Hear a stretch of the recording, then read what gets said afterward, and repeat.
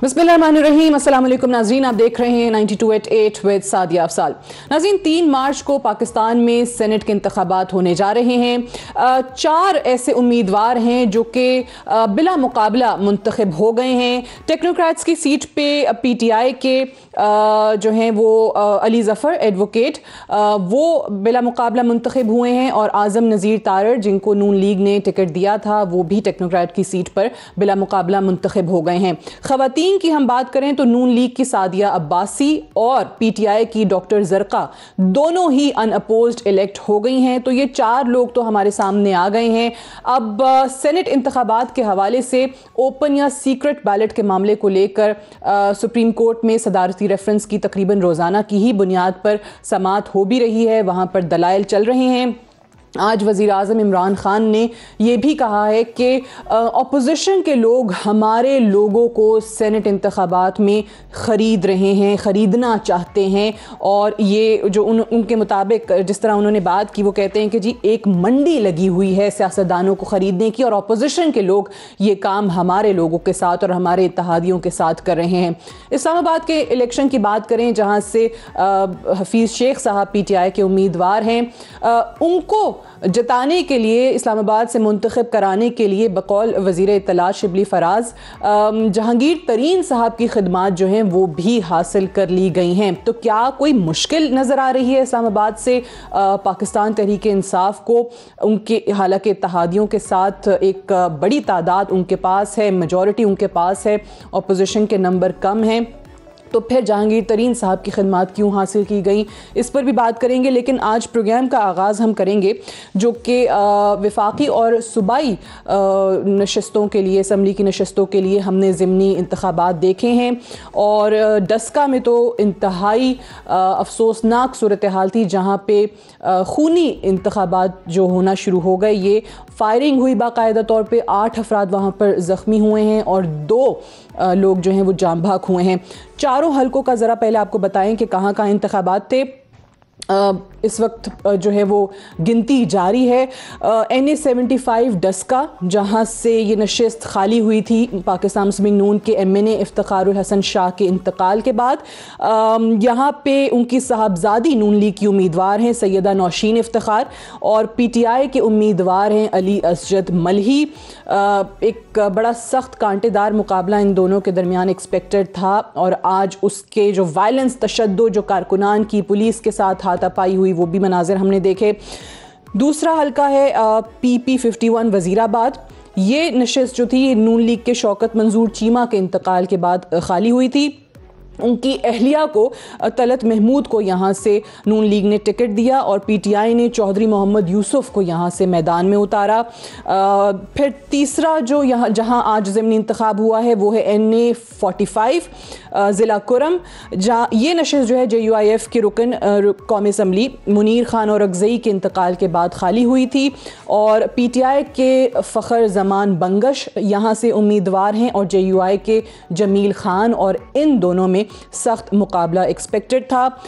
चौथा जो हल्का जहां पर ज़िमनी इंतखाब हुआ वो है PK 63 नौशहरा।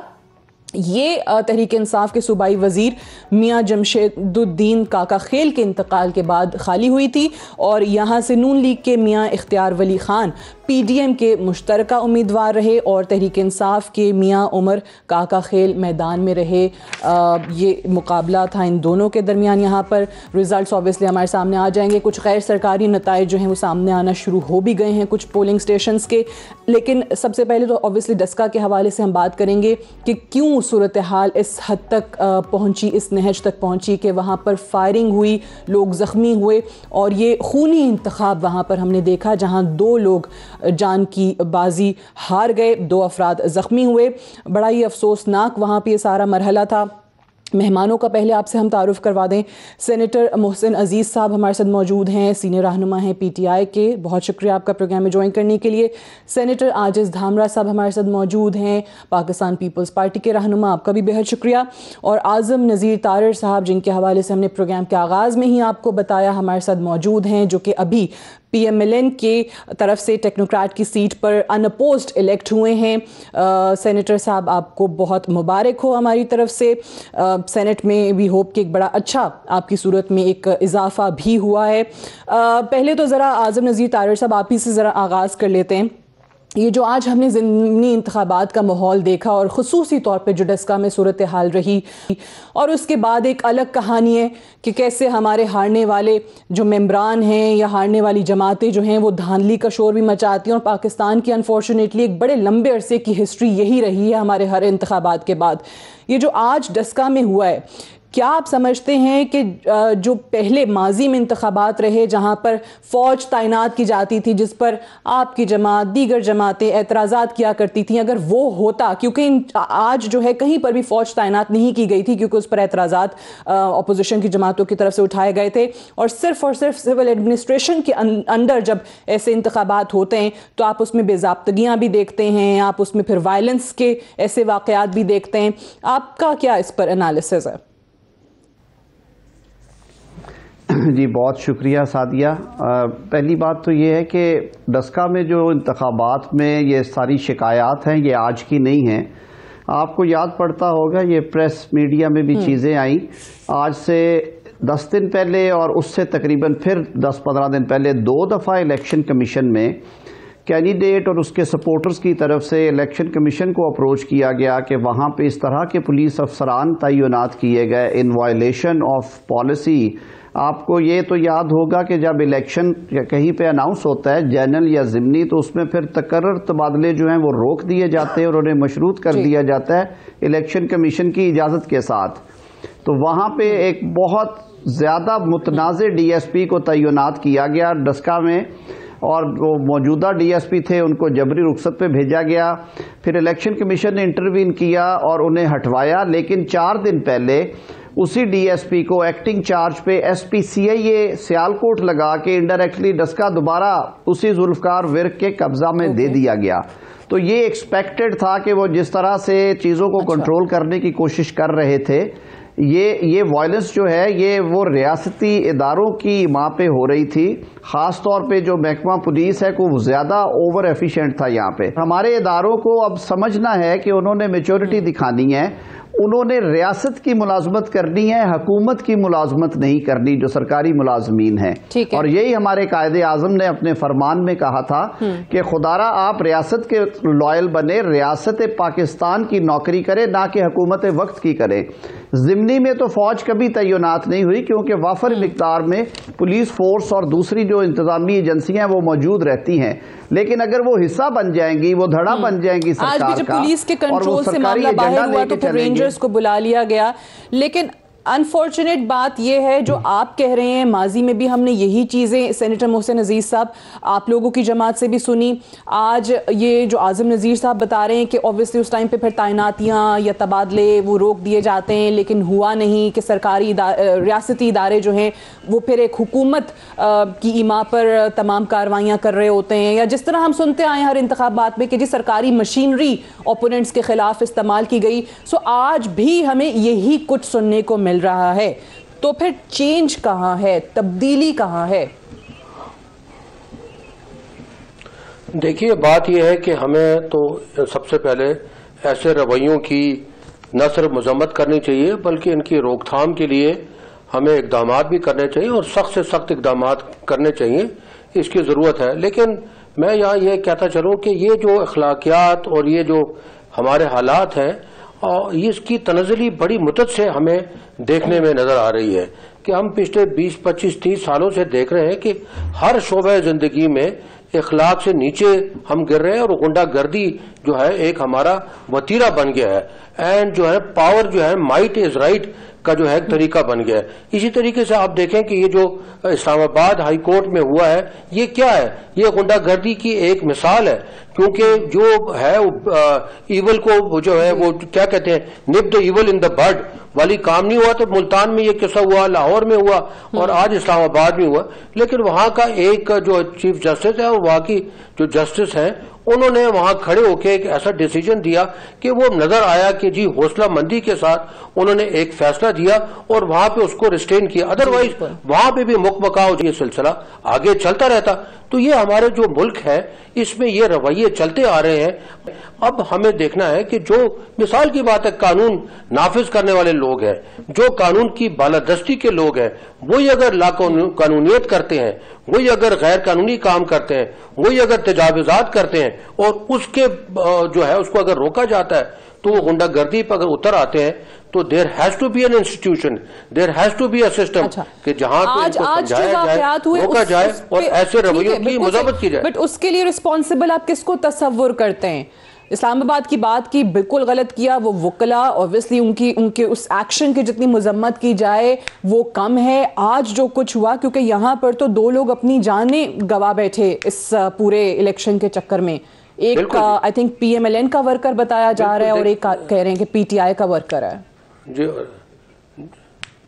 देखिए, ये भी सिलसिले बड़ी मुद्दत से चल रहा है। आज का जो है जो कि 2 कीमती जानें जाया हुई हैं, उस पे हमें बहुत अफसोस है और अफसोस करना चाहिए। 2 जवान इस मुल्क के जो है जाया हो गए, शहीद हो गए, फौत हो गए। अब बात ये कि देखिए, ये हमने सब देखा है कि जो स्ट्रीट पॉलिटिक्स करते हैं, जिस इलाके में, जिस हलके में और जिस पोलिंग स्टेशन पे एक मुखालिफ का जो है सिलसिला तेज होता है, वो दूसरा मुखालिफ वहां पे आके उसको रोकने की कोशिश करता है थ्रू फोर्स, चाहे वो फोर्स एंट्री करता है, चाहे वो फोर्स का गन के जरिए इस्तेमाल करता है, चाकू के जरिए इस्तेमाल करता है, लेकिन या हुनरिज्म के जरिए जिम्मेदारी जो थी वो पोलिंग को रोकने की कोशिश किया जाता है। बिल्कुल ठीक है, रियासत की, हुकूमत की, पुलिस की, कानून नाफिज करने वाले इदारों की, वो लोग आ रहे थे पोलिंग स्टेशन पर, फायरिंग कर रहे थे और फिर भाग जाते थे, कोई उनको पकड़ नहीं पा रहा था। ये हर पोलिंग स्टेशन पर ये चीजें जो हैं वो हमें देखने को मिल रही थी। बट आजिज धामरा साहब, मूविंग ऑन, इसी इलेक्शन पर फोकस करते हुए ज़िमनी इंतखाब में, क्योंकि अभी भी हमने जैसे ही वहां पर जो पोलिंग हो रही थी तब भी, और जैसे ही पोलिंग का वक्त खत्म हुआ उसके बाद से हमने देखा कि पॉलिटिकल पार्टीज के मुख्तलिफ रहनुमाओं के यके बाद दीगरे मुख्तलिफ ट्वीट्स आना शुरू हो गए। कोई कह रहा था कि भाई ये नून लीग का है, ये उन्होंने गुंडागर्दी की है, किसी ने कहा कि PTI ने किया है, फिर किसी ने कहा कि PTI के साथ पुलिस मिल गई है। वही रिवायती इल्जामात, वही रिवायती बातें जो हर इंतखाबात के बाद आपको नजर आती हैं। अगेन बेज़ाब्तगियों की बातें, अगेन धांधली के इल्जामात जो हैं वो शुरू हो जाते हैं। सो इस पूरे मामले में जो शफाफ इलेक्शन का नारा था, जो तमाम जमातों का था कि ये होना है, इस्लाहात लानी है, मिल के बैठना है, बेज़ाब्तगियां नहीं होनी, इलेक्शन चोरी नहीं होना, हमने करना है, हम स्टेक होल्डर्स हैं, वो कहाँ गया सारा?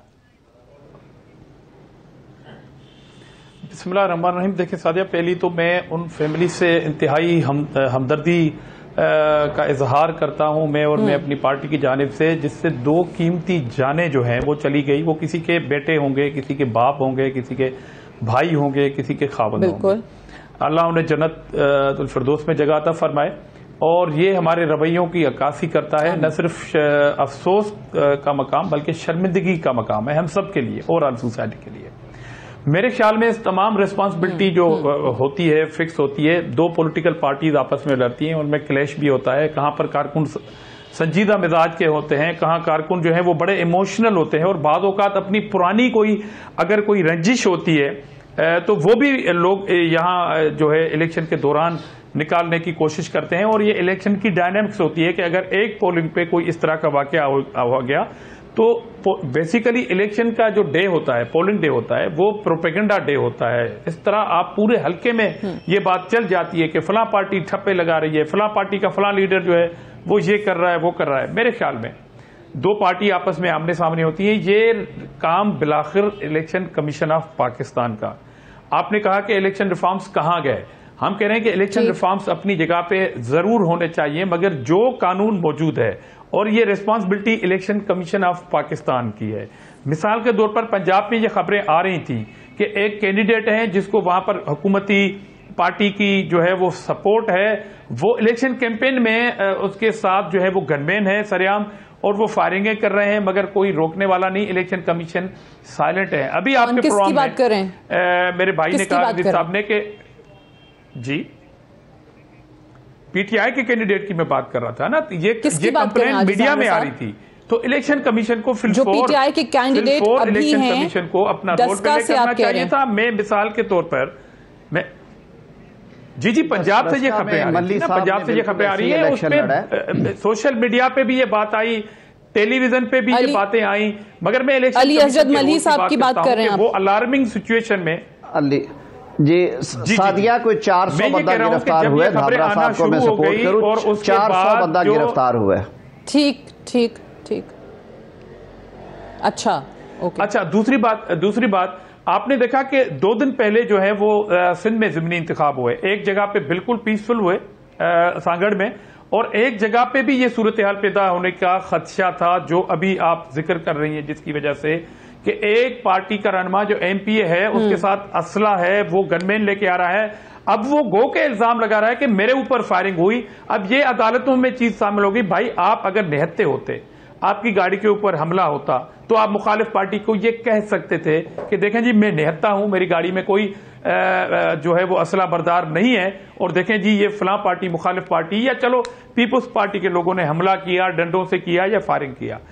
इस तरह की सूरत हाल यहां पर भी पेश आने का खदशा था, मगर पुलिस ने कंट्रोल कर दिया, यहां पे नहीं हो सका। तो मुझे अफसोस के साथ शर्मिंदगी भी है इस तरह के वाकयात पे, और इलेक्शन कमीशन के रोल पे हैरत का इजहार करना है मुझे, और मेरे ख्याल में ये रवैये हैं जो इलेक्शन कमीशन के रोल पे आपको हैरत है। इलेक्शन कमीशन के रोल पे एक और हैरत आप लोगों ने की, यानी कि पीपल्स पार्टी ने स्पेशली सेनेट इंतखाबात में जब आपने पीटीआई को सहूलतकार करार दिया इलेक्शन कमीशन को।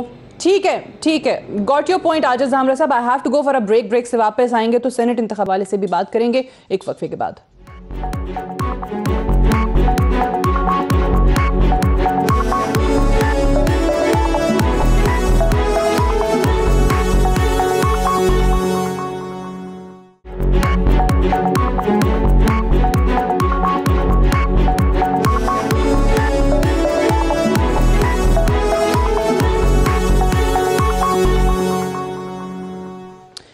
Welcome back. प्रोग्राम में एक बार फिर से खुशामदीद सेनेटर आज़म नज़ीर तारड़ साहब। सबसे पहले तो आपसे मैं ये जानना चाहूँगी कि वज़ीर आज़म का ये जो बयान अपोजिशन के हवाले से स्पेशली उन्होंने आज बात की है दोबारा, पहले भी उन्होंने जिक्र किया था कि सियासतदानों को ख़रीदने की मंडी लग चुकी है, और आज ये कहा है कि अपोजिशन हमारे लोगों को और इत्तेहादियों को ख़रीदना चाहती है और इसकी कोशिशें हो रही हैं। आपका तो हमने बताया कि आप तो अनअपोज्ड इलेक्ट हो गए, लेकिन क्या वाकई स्पेशली पंजाब में आप ज़ाहिर है चीज़ें देख रहे हैं कि वहाँ पर ये हालात चल रहे हैं जो आज वज़ीर आज़म बात करें कैसी जमहूरियत है ये?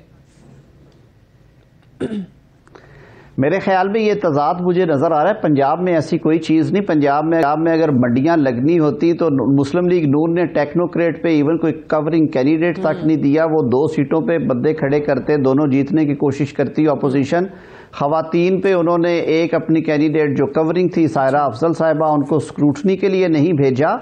और कल मूव थी पंजाब के जो हलके हैं हमारे हुकूमती, उनकी तरफ से मेरे से भी बात की गई, मैंने अपनी लीडरशिप से भी बात की और सीनियर लीडर्स से भी रब्ता किया गया कि जो पंजाब की हद तक बाकी सीट्स हैं उन पे भी किस तरह का माहौल बन जाए। मेरे ख्याल में ये प्राइम मिनिस्टर साहब थोड़े से कई दफ़ा ओवर सेंसिटाइज कर जाते हैं चीज़ों को। बात ये अपना हाउस इन ऑर्डर रखना चाहिए। आपको डर तब पैदा होता है जब आपको अपने लोगों पे एतमाद खत्म हो जाता है और आपको अपनी पॉलिसीज से डर लग रहा होता है कि शायद आपके लोग आप पे खुश नहीं हैं। अब उन्हें अगर आप बज़ोरे बाजू कंट्रोल करना चाहें शायद वो मुश्किल हो जाए उनके लिए। मैं तो कायल हूं कि जो सिक्रेसी ऑफ बैलेट है वो जमहूरियत का हुस्न है। दुनिया जहान में ये चीज़ है। हमारे आइन में इसीलिए ड्राफ्टर्स ने 226 और 219 को जब कंबाइंड लिखा तो उन्होंने सिर्फ 2 एक्सेप्शंस दी, वजीर आला वजीर आज़म। ये बड़ा तो अपना हाउस इन ऑर्डर करें। इस पे बड़ी गहरी नजर रखते हैं आप, एक माहिर आइन और कानून भी हैं। मुझे ये जरा समझाएं कि अभी सुप्रीम कोर्ट के अंदर जो मामला चल रहा है उसमें ये कहा जा रहा है कि हुकूमत सुप्रीम कोर्ट गई है, हुकूमत ये कह रही है कि भाई आइन के तहत जो इंतखाबात होते हैं, यानी वो इंतखाबात जिनका तरीका कार आइन में दर्ज है वो तो आइन के तहत होते हैं, लेकिन सेनेट इंतखाबात कैसे होने उसका तरीका कार आइन में दर्ज नहीं है और वो इलेक्शन एक्ट 2017 के तहत होते हैं। तो सुप्रीम कोर्ट उन्होंने रजू किया और उन्होंने कहा कि आप हमें बता दें, इस चीज़ पे हमारी जो है वो मुआवनत कर दें और हमें बता दें कि क्या इलेक्शन एक्ट 2017 के जरिए ये जो होते हैं, क्योंकि ये आइन के तहत नहीं है, तो ये हम ओपन बैलेट के जरिए करवा दें। और उसमें बल्दियाती इंतखाबात का जस्टिस अनवर ज़हीर जमाली का एक फैसला भी था, उसको भी नज़ीर वो कहते हैं कि जी बनाया जाए सुप्रीम कोर्ट में, उसको भी देखा जाए। तो ये क्यों इस पे सीक्रेट बैलेट पे एतराज़, ओपन बैलेट कराने पे एतराज़ क्या है आखिर? क्योंकि ऑपोजिशन पार्टीज माजी में खुद ओपन बैलेट की बात करती रही हैं। साथ ये देखिए, मैं एक तो कानून की अगर बात करें तो आपको पता होगा कि पाकिस्तान बार काउंसिल और सिंध बार काउंसिल ने भी फरीक बनने की दरखास्तें दे के प्रोसीडिंग्स ज्वाइन कर रखी हैं और हमने एक इंडिपेंडेंट दरखास्त भी दी जिसमें वो जो ऑर्डिनेंस जिसके जरिए प्रीएम्प्ट करके लेजिस्लेशन की कोशिश की गई उसको भी हमने चैलेंज कर रखा है। हमारा इशू आईने पाकिस्तान है। हम ये समझते हैं कि जो चीज़ आईने पाकिस्तान में वाज़े तौर पे लिखी गई है उसमें अगर किसी तब्दीली की ज़रूरत है तो अदालत का कंधा इस्तेमाल ना करें। पार्लियामान इसी मकसद के लिए बैठी हुई है, मामले को पार्लियामान में लेके जाएं। पार्लियामान अगर 226 और 219 में, अब मेरी किताब मेरे सामने नहीं, लेकिन 219 आर्टिकल कहता है कि अंडर द कॉन्स्टिट्यूशन फला फला इलेक्शंस होंगे, उनमें लोकल गवर्नमेंट इलेक्शंस है, नेशनल प्रोविंशियल असेंबली के इलेक्शंस है। ये क्लॉज 1 में। क्लॉज 2 में है the manner and mode of the elections of senate. अब आईने पाकिस्तान खुद कह रहा है कि आइन के तहत ये इलेक्शंस होंगे, इसीलिए 226 में जब ये कहा गया कि तमाम इलेक्शंस जो हैं आईने पाकिस्तान के तहत वो सीक्रेट बैलेट से होंगे, 2 एक्सेप्शंस दी गई। एक्सेप्शन नंबर 1 वजीर आजम का इंतखाब, नंबर 2 वजीर आला का। वो दोनों कायदे अवान है, उन्होंने कहा ये बैलेंस रहना चाहिए। अब देखिए एक बड़ी बारीक सी बात है, सेनेट आइन के ताबे बनती है, आइन की पैदावार है सेनेट का इंतखाब आर्टिकल 219 के तहत इलेक्शन कमीशन ने करवाना है। 226 कहता है कि आप इसको सीक्रेट बैलेट से करवाएं। भाई इतना बड़ा फैसला आप पार्लियामान में बैठ के करें। मैंने कल भी बात की थी कि जब भी हमने अदालत का कंधा इस्तेमाल किया है कानून साजी के लिए, माजी में भी ये गलती हुई, हम पशेमान हुए। अदालत का कंधा इस्तेमाल ना करें, पार्लियामान में आप लोग आईनी तरमीम लाएं, कानून साजी करें, लेकिन क्योंकि ये आपने बड़ा खुल के वजाहत के साथ जो बताया है कि सीक्रेसी होनी चाहिए बैलेट की, तो इसलिए भी हैरत होती है कि आपकी जमात या धामरा साहब की जमात, उन्होंने खुद चार्टर ऑफ डेमोक्रेसी पे साइन किए, दोनों जमातें सिग्नेटरीज हैं, आप लोगों ने खुद लिखा, उसकी गालिबन 23 नंबर शेक है दोनों जमातों ने कि आइडेंटिफाई सेनेट का इंतखाब जो है वो ओपन बैलेट के जरिए हो, आइडेंटिफाइबल बैलेट के जरिए हो। तो अब मौकफ बिल्कुल उसके ऑपोजिट आना शुरू हो गया। ये नहीं था, वहां पे ये कहीं नहीं लिखा कि इसके लिए सुप्रीम कोर्ट से रजू किया जाए। लिखा ये हमने इमरान खान साहब का एक अलमिया ये है कि वो पार्लियामान पे शायद वो यकीन नहीं रखते। तो आप कहते हैं सुप्रीम कोर्ट में नहीं जाते, पार्लियामान से आके करवा लेते तो आपको एतराज नहीं होता? बिल्कुल, इसलिए कि पार्लियामान में डिबेट होती, उनको कन्फ्रंट कराते कि ये आर्टिकल 23 आपने लिखा है, वो कहते कि जी इसके बाद जो 4 चीजें लिखी हैं वो भी साथ होनी है।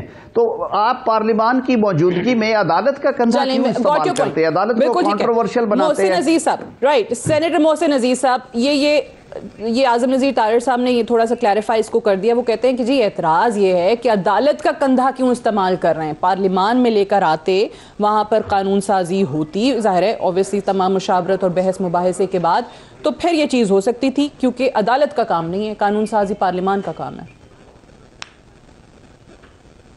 देखिए, जिस तरह मैंने पहले अर्ज किया, ये रवैयों की बात है, और जब तक हम ये मुनाफिकाना किस्म के रवैये खत्म नहीं करेंगे, ये पाकिस्तान जिस नहज पे पहुंच गया ये आगे नहीं चलेगा। 2004 में अगर चार्टर ऑफ डेमोक्रेसी हुई, उसमें कहा कि इसको ठीक करने आए, उसके बाद किसकी हुकूमत आई, कितनी मुद्दत हुकूमत रही, इससे पहले ये क्यों किया गया? क्योंकि पीपल्स पार्टी का एक शख्स यहां से खड़ा हुआ और उसके प्रोपोजल सेकेंडर ने भी उसको वोट नहीं दिया। एक आदमी ने वोट दिया और बाकी 7 लोगों ने उसको वोट ही नहीं दिया। 9 आदमी जो थे उसमें से एक ने वोट दिया और बाकी 8 ने वोट ही नहीं दिया। उसके बाद ये हुआ कि अब तो उसके बाद कोई पार्टी के अंदर कोई उसके ऊपर एक्शन लिया जाता, कुछ बात होती, तो हम कहते कि ये जो इनके रवैये उस तरफ जा रहे हैं कि ये शफाफियत इलेक्शन में या जिस तरफ भी है लाना चाहते हैं। उसके बाद जब हम सेनेटर बने, तांगा साहब भी उनको याद होगा 2015 में 2016 में ये 3-4 दिन एक पूरी बातें हुई, उसके ऊपर कमेटी ऑफ द होल बनी, जिसके ऊपर सब ने ये कहा कि जी ये जो है इसमें शफाफियत लाने की जरूरत है, क्योंकि सियासत और सियासतदान दोनों को गाली मिल रही है और चंद अशखास और चंद पार्टियां ये काम करती हैं, और उसकी वजह से पूरे जो है जो कि अपर हाउस है, जिसमें कि एक ये जो है एक जो मुतनासिब नुमाइंदगी के लोग आते हैं, वहां पे एक शर्मिंदगी होती है। उसके लिए फिर क्या किया गया? कुछ नहीं किया गया। उसकी हुकूमत रही 2015 के बाद 16, 17, 18, 3.5 साल उसके बाद हुकूमत रही, कुछ काम नहीं हुआ। अब एक आदमी ने कम से कम एक बिल लेकर आए हैं, और उस बिल के ऊपर जो वहां पे असेंबली के अंदर जो शोरगुल हुआ, जो फसाद हुआ, वो सबके सामने है। अब वो क्यों हुआ? अब बात यह है कि जब तमाम जो हमारे सेनेटर्स थे उस वक्त, उनमें से अगर हाथापाई मारपीट शुरू हो गई, जी ठीक है ना, तो 38 लोगों ने उस वक्त भी बरमला कहा कि इसको चेंज होने की जरूरत है। उसके बाद क्या किया?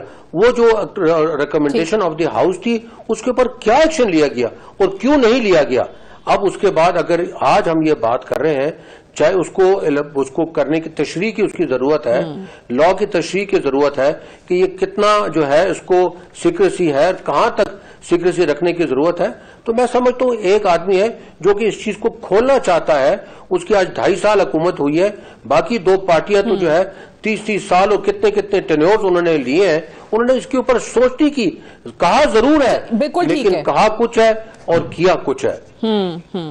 अब एक पार्टी है किया कुछ है। ठीक है, मैं धामरा साहब आपकी तरफ आने से पहले मतलब मैं तारड़ साहब से एक सवाल मैं कर लूं, क्योंकि तारड़ साहब ने फिर हमारे साथ इस सेगमेंट के बाद वो नहीं होंगे, तो फिर आपके पास और मोहसिन अजीज साहब के पास काफी वक्त होगा। मैं एक सवाल करना चाह रही हूँ तारड़ साहब, ये ऑब्वियसली जो ऑर्डिनेंस आया इसको मशरूत किया हुकूमत ने अदालती फैसले से।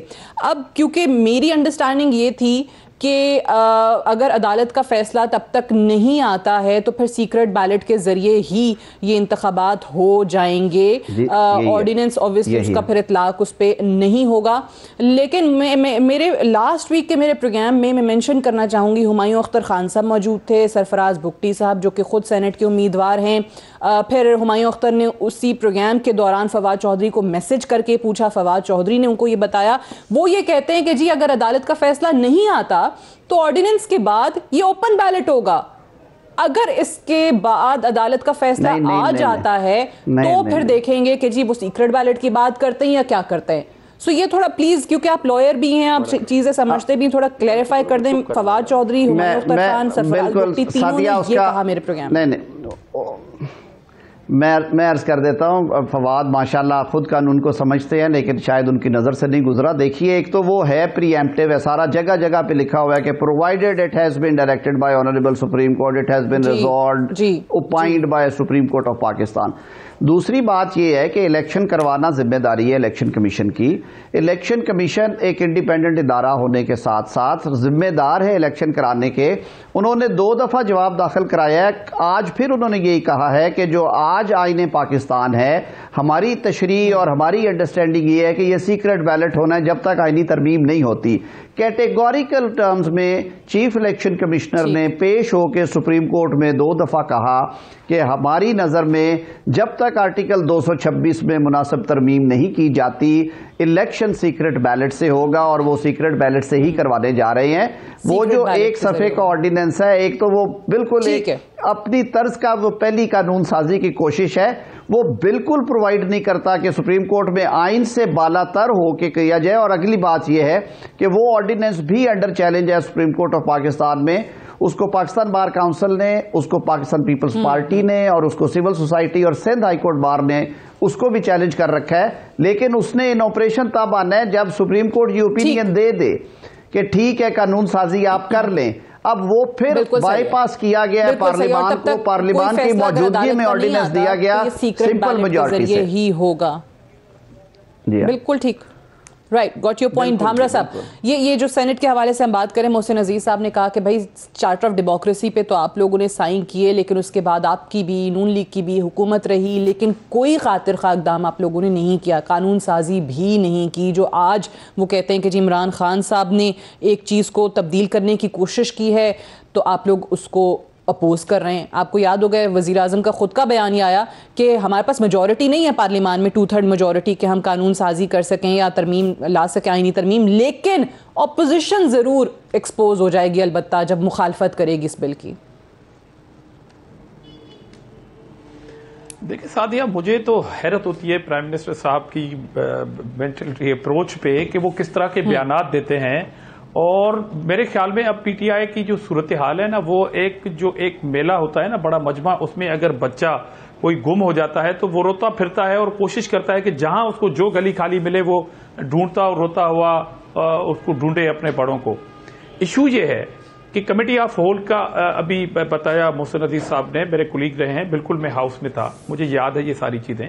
और दूसरी बात, जो सीओडी को कोट किया जाता है बार बार, सीओडी की वजह से जो 18th अमेंडमेंट आई उसमें बहुत सारी अमेंडमेंट आई, उसमें हम तो ये गलतियां तस्लीम कर रहे हैं ना, उसके बावजूद भी काम करना था, मगर वो स्लो हुआ या नहीं हो पाया।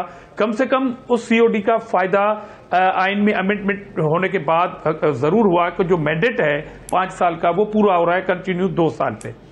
दूसरी बात यह है कि एक ऐसी पार्टी जिसको अभी अचानक ये ख्याल आया 2.5 साल के बाद, क्योंकि 15 में ये चीज इन्होंने खुद रेस की और ये क्लेम करते हैं कि हमने 22 लोग वो निकाले जो बिक गए, मगर ये आधा सच बता रहे हैं, आधा तीतर आधा बटेर वाली बात कर रही है पीटीआई। मगर वो पंजाब में जो 22 एमपीए ज्यादा खरीद किए चौधरी सरवर ने, वहां पर ये साइलेंट है। जिस तरह आइन ये कहते हैं ना कि सेनेट में साइलेंट है, अच्छा, इस तरह पीटीआई की पॉलिसी पंजाब में साइलेंट है। हालांकि वो अब अहम पोजीशन पे है, चौधरी सरवर गवर्नर है, पीटीआई उससे रिजाइन ले लेती। पीटीआई वहां भी ये कहती कि आप 20 लोग बिके, हमने आपको निकाल दिया, और यहां भी कहती कि आपने 20 लोग खरीदे ज्यादा, अपनी स्ट्रेंथ से ज्यादा। ये थी आपकी इखलाकी इक़दार कि आप ये फैसला कर देते। और दूसरी बात, लेकिन टाइमिंग क्या चूज की है आपने? आप लोगों ने भी कार्रवाई करने का ऐलान किया था। अगर आप पार्लियामेंट से अमेंडमेंट करना चाहते हैं, अगर आप पार्लियामेंट से अमेंडमेंट करना चाहते हैं और आप ये बात मानते हैं, सादिया एक मिनट, अगर ये पार्लियामेंट में अमेंडमेंट करना चाहते हैं और ये समझते हैं कि हमारे पास स्ट्रेंथ नहीं है 2/3 मेजॉरिटी की, तो बिलाखिर अल्टीमेटली किससे बात करेंगे? टॉक शो में बात करेंगे या ऐवान से बाहर मजमा लगाएंगे? ये तमाम स्टेक होल्डर जो पार्लियामेंट में मौजूद हैं उनसे बात करेंगे। मैं एक बार फिर ये वजाहत करना चाहता हूं आपके प्रोग्राम में कि हम ने कहा कि ऑपोजिशन एक्सपोज हो जाएगी, उनको एक्सपोज करने के लिए किया गया, यानी वो जानते थे कि ये पूरी की पूरी एक फ्यूटाइल एक्सरसाइज है, मेजॉरिटी नहीं है, वो अमेंडमेंट नहीं ला सकते, लेकिन ऑपोजिशन कहां खड़ी हुई है वो पता प्राइम मिनिस्टर के जी सादिया प्राइम मिनिस्टर 2.5 साल से उनकी स्टेटमेंट जो एज ए प्राइम मिनिस्टर भी दी है ना उन्होंने, अपोजिशन लीडर वाली नहीं कह रहा हूं मैं, उनके बाद की स्टेटमेंट जब से वो 18 अगस्त 2018 में आए हैं हुकूमत में, उससे लेके अब तक की स्टेटमेंट निकालें, आपको इनमें कंट्रोवर्सी नजर आएगी खुद प्राइम मिनिस्टर में। अब जो खौफ था ना 226 में अमेंडमेंट का, वो ये था कि आपने अपने दोस्तों को नवाजना था, आपने वो कोशिश भी की, एक बगावत आ गई है और पीटीआई 2 हिस्सों में वाज़ेह तकसीम हो चुकी है, एक उधारी पीटीआई और एक नजरियाती पीटीआई। नजरियाती पीटीआई की चीखें निकली हुई हैं। ये जो डर और खौफ था 226 में अमेंडमेंट का, ये यही था। अगर आप पार्लियामेंट के थ्रू कराना चाहते हैं, आप पॉलिटिकल पार्टी से बात करते, आप चले गए सुप्रीम कोर्ट में, आप कहते हैं कि आप अपोजिशन को एक्सपोज करेंगे, आपकी एटीएम मशीन जो है वो एक्टिव हो गई है, आप जो है वो एक्सपोज हो गए। सिंध से एक ऐसे नुमाइंदे हैं इनके जो नेज़ुदा हैं, क्योंकि ये बात आपने भी की है, तारिक साहब ने भी की है कि ये ठीक है कि ये कुछ डर है, खौफ है, या वो क्या कहते हैं बजोरे ताकत कुछ करवाने की कोशिश जो है, वो कहते हैं कि जी खुद वजीर आजम साहब या पीटीआई कर रही है, लोग जो हैं वो हट रहे हैं, वो कहते हैं पीटीआई डिवाइड हो गई है। एक्टिव क्यों हुई है एटीएम मशीनें एक्टिव क्यों हो गई भाई? अच्छा ठीक है, ये जहांगीर तरीन साहब का भी बता दें। शिबली फराज साहब कहते हैं कि सेनेट इलेक्शन में हफीज शेख की जीत के लिए कोशां हैं, तो फिर आखिरकार आपको जहांगीर तरीन साहब की खिदमत लेने की जरूरत क्यों पड़ गई? अच्छा, मैं जैसा आप पूछ रही है तो पहले तो मैं जवाब देता चलूं। देखें, अगर खैबर पख्तूनख्वा में हमें एक इत्तला मिली, एक शक हुआ और हमने उसकी कुछ सबूत कलेक्ट किए तो 20 आदमी को हमने निकाल दिया। अगर चौधरी साहब का आप नाम लेते हैं कि उन्होंने अगर कोई खरीदो फरोख्त की थी, खुदा ना खास्ता आप ये कहते हैं, तो आप भी एक्शन ले लेते ना, अपनी पार्टी को साफ कर देते। इसी तरीके से जब आपके जो 7 वोटों पे आपके 2 सेनेटर, हमने तो किया ना, हमने तो एक्शन लिया ना, हमने तो 20 आदमी हटा दिए, इलेक्टेबल्स को हटा दिया, इलेक्शन से कुछ रोज पहले हटा दिया। पंजाब में तो हमारे लोग नहीं थे ना, चौधरी साहब तो हमारे वोट पे आए ना, और बाकी जो अगर उन्होंने भी बनाया उनमें से नहीं ये वो सही है। वो कह रहे भाई पंजाब में हमारे लोग तो नहीं थे ना, आपकी जमात के या नून लीग की जमात के थे, तो उनको पीटीआई तो नहीं हटा सकती थी, हमारे लोगों ने किया तो हमने उनको हटा दिया।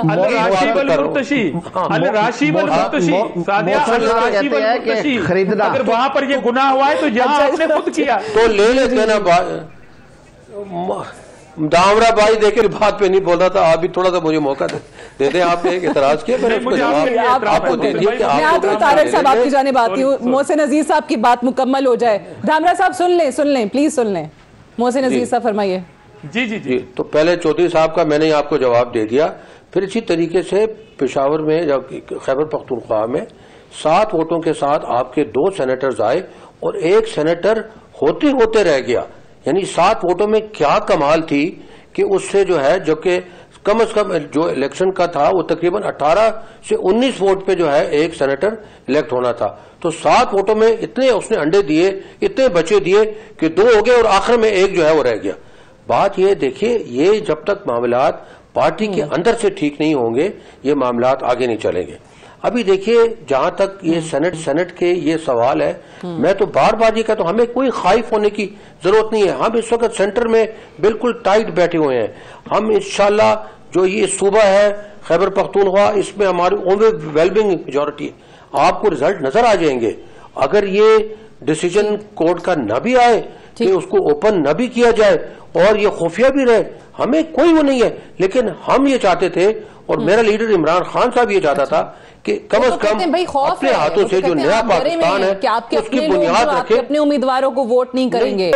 बिल्कुल, आप दोनों में इंशाल्लाह ये 3 तारीख की शाम को आप मुझे बुला लीजिएगा, मैं उस वक्त आपको बता दूंगा कि क्या हालात है, और उस वक्त भी आप देखेंगे कि ऐसे कोई बात नहीं है। देखिए, एक शफाफियत लाने की कोशिश की जा रही है, एक step in the right direction है, let it happen. Tariq, break पे जाने से पहले लास्ट में जरा तारिक साहब से सवाल कर लूं, फिर मैं वापस आएंगे तो धामरा साहब और मोहसिन अजीज साहब हमारे साथ मौजूद होंगे। ये बड़ा इंटरेस्टिंग एक फिनोमेना है तारिक साहब के, जब ओपोनेंट को ज्यादा वोट पड़ जाते हैं तो हम कहते हैं कि भाई हमारे लोगों को खरीद लिया, हमारे लोगों को, हमारे कैंडिडेट को ज्यादा वोट पड़ जाएं तो हम कहते हैं देखा, लोगों ने, ऑपोजिशन के लोगों ने या दूसरी तरफ के लोगों ने अपने जमीर की आवाज सुनी, जमीर की आवाज सुनते हुए वोट दिया। तो ये जमीर की आवाज जो है वो इन्हीं मौकों पे जागती है, वैसे जमीर सो जाता है। इसकी एक बड़ा आम सा मैं फिक्रा में इसको कवर करूंगा कि स्टैंडर्ड एक होना चाहिए, कड़वा मीठा दोनों के लिए। बात यह है कि आप वोट खरीद तो रहे हैं, बेचने वाला गुनाहगार है, खरीदने वाला नहीं है। चौधरी सरवर साहब साफ सुथरे हैं, बेचने वालों को सजा करे। भाई आपने तो वो एमपीएस को टिकट ही नहीं दी जिन्होंने वोट बेचे, आप तो इतना प्योरीफाइड हाउस लेके आए हैं, आपको कौन सा डर है? आप अपना हाउस इन ऑर्डर करें, आपको डर खत्म हो जाएगा। लोगों को अपने जमीर के मुताबिक वोट करने दे। आईने पाकिस्तान की मंशा, दुनिया जहान में ये वोट्स जो हैं वो सीक्रेट बैलेट से होते हैं, रहने दें उसे। ओके, जमीर के मुताबिक वोट करने दें, सीक्रेट बैलेट से रहने दें, दुनिया भर में यही प्रैक्टिस है। आजम नज़ीर तारिक साहब, थैंक यू। ब्रेक लेंगे, ब्रेक से वापस आएंगे। आजिज धामरा साहब और मोहसिन अजीज साहब हमारे साथ मौजूद होंगे, डिस्कशन को यहीं से आगे बढ़ाएंगे। Stay tuned.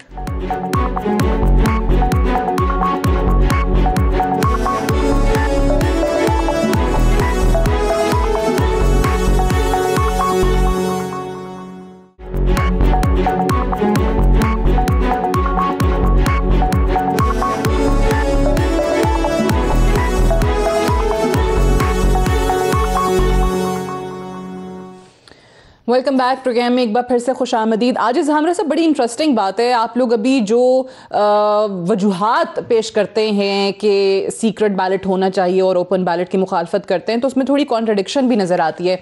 अभी ब्रेक पे जाने से पहले जो बात हो रही थी, तारिर साहब ने भी कहा कि भाई ज़मीर के मुताबिक लोगों को वोट डालने दें, सीक्रेसी रहने दें इस बैलेट की।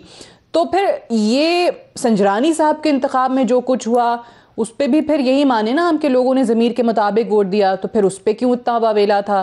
फिर अभी आप लोगों ने इस्लामाबाद से यूसुफ रज़ा गिलानी साहब को खड़ा कर दिया है सेनेट के इंतखाब के लिए, हालांकि मेजॉरिटी नहीं है आप लोगों के पास, आप लोगों का नंबर थोड़ा है।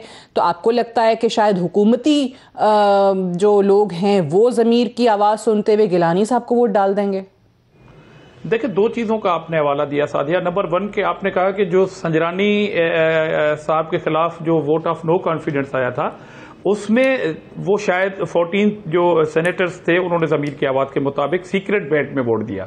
देखिए वो एक्सपोज हुआ कैसे, ये क्वेश्चन बना कैसे, इसलिए कि सेम जगह पे जब वो खड़े हुए अपने डेस्क पे तो स्ट्रेंथ कुछ और थी, जब सीक्रेट बैलेट में गए तो स्ट्रेंथ कुछ और है, इसलिए ये सवाल बना और ये क्वेश्चन मार्क हुआ, इसलिए ये सारी चीजें कोड होती हैं। दूसरी बात आपने गिलानी साहब की देखें, इलेक्शन लड़ना हमारा काम है ना, जीतना हारना भी इलेक्शन कि वो सिर्फ वोट डालने के वक्त लोगों को ज़मीर की आवाज सुननी थी, जब उनको नशिस्तों पर खड़े होने का कहा तो वो ज़मीर की आवाज नहीं सुन रहे थे। नहीं, मैं दूसरी बात ये कह रहा हूं कि ये जो पीटीआई का आधा तीतर आधा बटेर की पॉलिसी है ना, कि केपीके के अंदर 7 सेनेटर में से 2 एमपीएस में से 2 सेनेटर आ गए, वही जो क्वेश्चन अप्लाई नहीं करते खरीदो फरोख्त में जब पंजाब में होती है। अब मिसाल के तौर पर खदशा क्या है? खदशा ये है कि पीडीएम से शायद इनको खतरा नहीं है, पीडीएम से खतरा नहीं है, ये अपने ही लोगों को खरीदेंगे। जो एटीएम मशीन एक्टिव हुई है ना, ये इनकी मजबूरी बन गई है। अदरवाइज जब आपको ये कॉन्फिडेंस है, और देखिए सादिया ये ज्यादती है कि अगर चंद सीक्रेट बैलेट में से अगर चंद लोग अपने ज़मीर का सौदा करते हैं जो नहीं करना चाहिए, मगर उसकी वजह से आप पूरे सेनेट की इलेक्शन को कहेंगे कि ये सारे चोरों का इलेक्शन है। लेकिन मैं जब सेनेटर बना, मेरा सवाल फिर धामरा साहब कि आप लोगों को कहीं ना कहीं ये यकीन है ना, देखें आपके पीडीएम के मुश्तरका उम्मीदवार इस्लामाबाद से पहली बात तो मैं आप लोगों के नंबर 168, आप लोगों से मुराद इत्तेहादी आपके मिला के, फिर 178 जो है वो दूसरी तरफ के, ठीक है। अब आपके पास नंबर कम है, लेकिन गिलानी साहब को वहां आप खड़ा कर देते हैं क्योंकि आपको लगता है कि जमीर की आवाज इस वक्त जो सुनेंगे ना वो हुकूमती और उनके इत्तेहादी लोग देखें। आप जब इलेक्शन लड़ती है ना सादिया, मुझे हैरत है इस क्वेश्चन पे, जब आप इलेक्शन लड़ती हैं इस उम्मीद के साथ लड़ती हैं ना कि मैं जीत जाऊंगा, और मैं हार भी गया मगर मैं हल्का खाली नहीं छोड़ूंगा। मतलब अगर इलेक्शन हम लड़ रहे हैं, हो सकता है हम हार मैं कह रही हूं ना कि आपके नंबर अगर पूरे नहीं है तो आप, हो सकता है हम हार जाए, आपके नंबर पूरे ना हो। भाई धामरा साहब, ये कोई जनरल इलेक्शन तो हो नहीं रहा ना कि पता नहीं हल्के से कितने लाख और कितने हजार वोट पड़ जाएंगे। आपके सामने है स्ट्रेंथ कितनी है पार्लियामान के अंदर, नेशनल असेंबली की बात हो रही है। मैं वही कह रहा हूं कि जो पार्टी सबसे ज्यादा, और उसके प्राइम मिनिस्टर ये कह रहे हैं, फ्लोर ऑफ द हाउस जब ये 226 की अमेंडमेंट ला रहे थे, जब इनके वजीरों ने पॉइंट आउट कर दिया कोरम को, इस तरह अमेंडमेंट लाई जाती है, तो ये अमेंडमेंट नहीं ला रहे थे, ये खौफ और डर था अपनी बगावत को रोकने के लिए। प्राइम मिनिस्टर साहब कह रहे हैं कि अगर चेंज नहीं आती तो ना आए, हम इनको एक्सपोज कर रहे हैं। कहां पर मेरे लीडर ने ये बात की? ठीक है, कहां पर मेरे लीडर ने ये बात की? भी आ जाए, और ये जो हफीज शेख साहब की जीत के लिए जहांगीर तरीन साहब को सामने लाया गया, आपको कोई खतरा लग रहा है इस्लामाबाद में? जी ठीक जी, मोहसिन अजीज साहब। साथियों, मैं आपको थोड़ी सी हिस्ट्री बता देता हूँ, इन 2 मिनट हिस्ट्री बता देता हूँ आपको। 2015 से पहले हम सेनेट के इलेक्शन में नहीं थे, लेकिन ये इनको मालूम नहीं है कि उस वक्त भी ये दोनों एक दूसरे के ऊपर एतराजात करते थे। ये दोनों कहते थे कि ये चोर है, हमारा चोर जो है फलाना है, और ये हमारा वोट जो है चोरी हुआ है। और इनको मालूम नहीं है कि यहाँ पे मेरे सूबे में खास तौर पे कि ये एक खानदान ऐसे था जो कि हर इलेक्शन से पहले बैग लेके आता था और यहाँ पे वो वोट खरीद लेता था और वो सेनेटर बन जाते थे। हम 2015 में आए, जब 2015 में आए इसकी बात सामने आई कि ये शायद होने वाला है। खान साहब ने आके अपने एमपीएस को कहा था कि I will not let this illegal trade happen in my government. अगर आप लोगों ने इस तरह कुछ किया, मुझे थोड़ा भी शक हुआ, I will dissolve the assembly. देखिए इतनी बड़ी बात कोई नहीं करता। फिर 2018 में उन्होंने एक्शन लिया कि ये किया। डोमिसाइल की बिजनेस कौन लेकर आया? ये खान साहब लेकर आए। ये तो बड़ी पुरानी पार्टीज है ना जी। डोमिसाइल यानी कि जिस इलाके को मैं बिलोंग करूंगा मैं उसी की सीट में से आऊंगा, ये नहीं कि मैं खैबर पख्तूनख्वा में। हो गया। I have to wind up here. Senator Mohsin Aziz sahab, senator आजिज Dhamra साहब, बहुत बहुत शुक्रिया प्रोग्राम में ज्वाइन करने के लिए। That's all for tonight. I will see you tomorrow इंशाल्लाह। इजाजत दीजिए, खुदा हाफिज।